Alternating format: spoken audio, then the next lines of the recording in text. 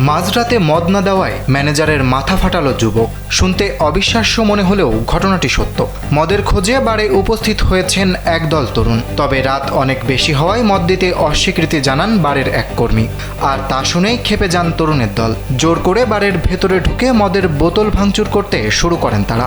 এক পর্যায়ে মদের বোতল ছুঁড়ে বার ম্যানেজারের মাথা ফাটিয়ে দেন এক যুবক। সম্প্রতি এমন একটি ঘটনার ভিডিও ভাইরাল হয়েছে সামাজিক যোগাযোগ মাধ্যমে।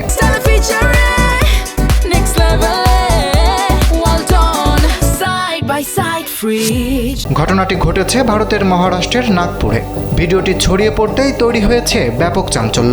ভাইরাল ওই ভিডিওতে দেখা গেছে বারের মধ্যে কেউ মদের বোতল ভাঙছেন, কেউ আবার টেবিলের উপর উঠে ম্যানেজারকে মারধর করছেন। এক পর্যায়ে মারতে মারতে ম্যানেজারের জামাও ছিঁড়ে ফেলেন তারা। পরিস্থিতি আরও ভয়াবহ হয়ে ওঠে যখন এক তরুণ কাচের বোতল ছুঁড়ে মারেন ম্যানেজারের মাথায়। এতে মাথা ফেটে রক্তক্ষরণ শুরু হলেও তারা থামেনি। কিছুক্ষণ তাণ্ডব চালিয়ে শেষে ঘটনাস্থল ছেড়ে বেরিয়ে যান তরুণরা। পুরো ঘটনাটি বারের সিসিটিভি ক্যামেরায় ধরা পড়ে, যা পরে সামাজিক যোগাযোগ মাধ্যমে ছড়িয়ে পড়ে। ভিডিওটি প্রকাশ হওয়ার পর ক্ষোভে ফুঁসছেন নেটিজেনরা। অনেকেই জড়িতদের দ্রুত শনাক্ত করে আইনের আওতায় আনার দাবি জানিয়েছেন।